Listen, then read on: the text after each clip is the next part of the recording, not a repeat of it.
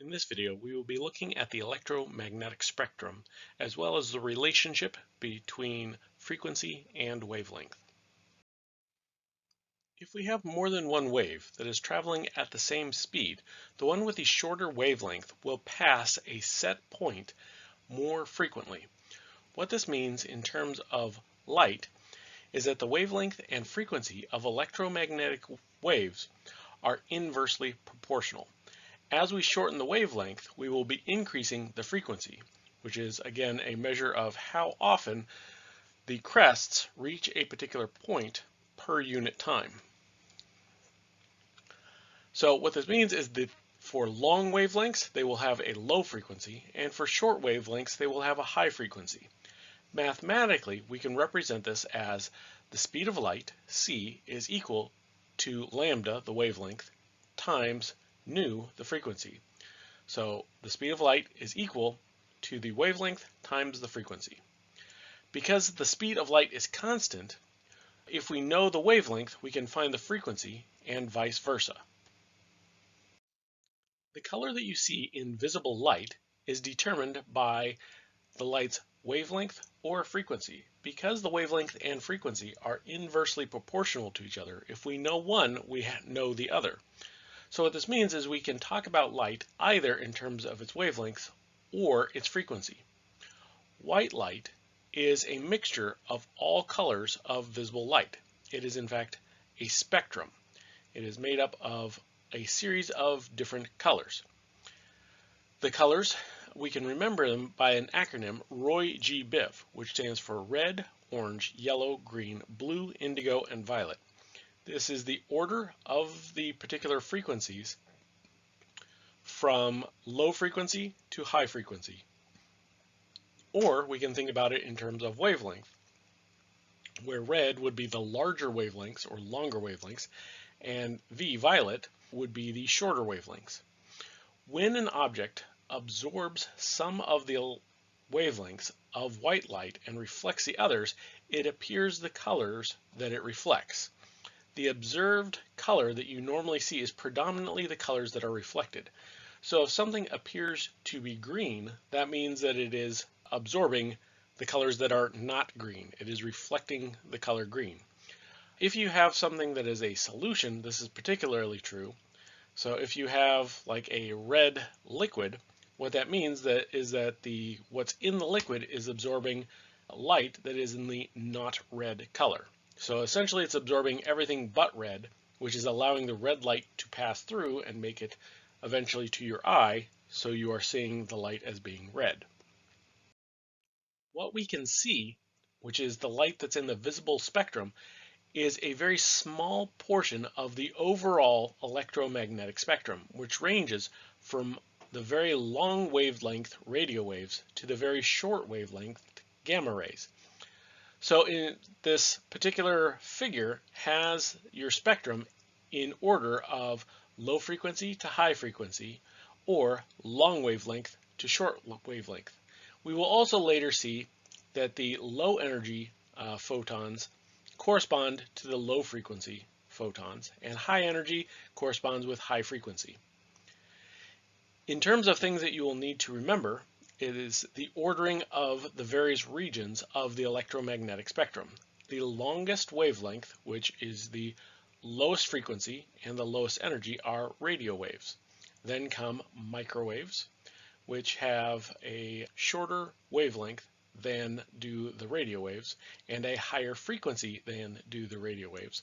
Then comes infrared, then visible light, then ultraviolet, then X-rays, and then gamma rays.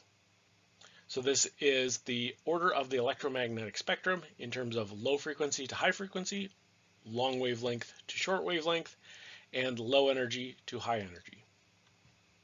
Because they are all interdependent, we can list the electromagnetic spectrum in any of those orders that we want. We can put it in terms of wavelength, frequency, or eventually energy.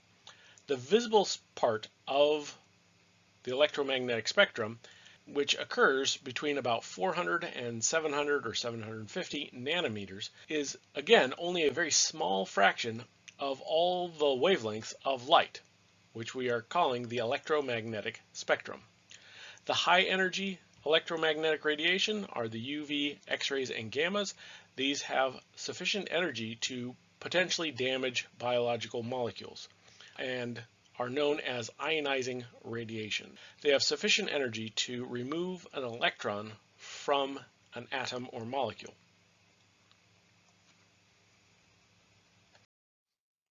Let's now look at a couple problems involving wavelengths and frequencies and how we can convert one to the other.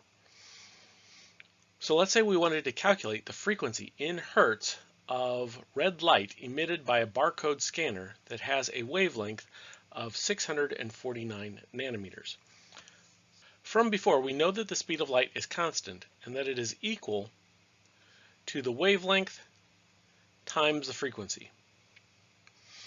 If we're interested in determining the frequency, we can rearrange our equation in terms of frequency. So we would divide both sides by wavelength, giving us the equation frequency is equal to the speed of light divided by the wavelength. We can also do this in terms of dimensional analysis. So first, our speed of light is 2.998 times 10 to the 8th meters per second.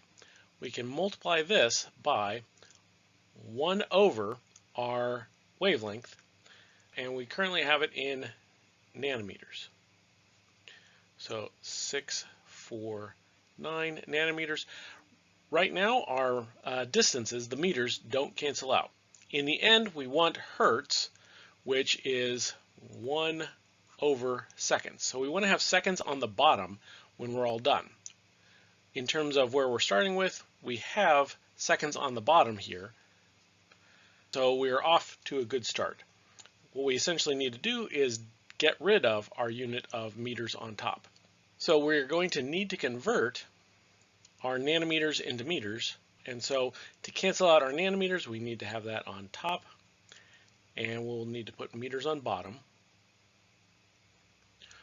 1 nanometer is 10 to the minus 9 meters.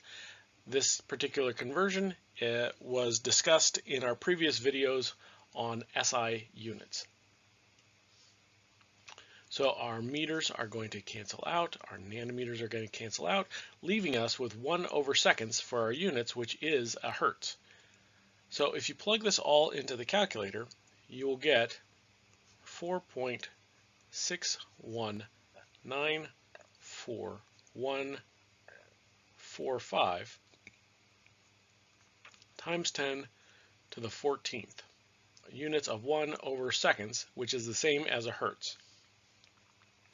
Looking at our significant figures, the first value has 4 significant figures, the next one has 3, and then this last one here is a definition, and so it doesn't come into play with our significant figures. So our end answer should only have 3 significant figures, so it would be 4.62 times 10 to the 14th inverse seconds or hertz. So that is our first answer. For our second question, we are calculating the wavelength used by FM radio station, which has a frequency of 97.5 megahertz. So again, our starting point, we can think the speed of light is equal to the wavelength times the frequency. This time we are after the wavelength, and so we would divide both sides by frequency. On the right, that cancels out, so our wavelength is equal to the speed of light divided by the frequency.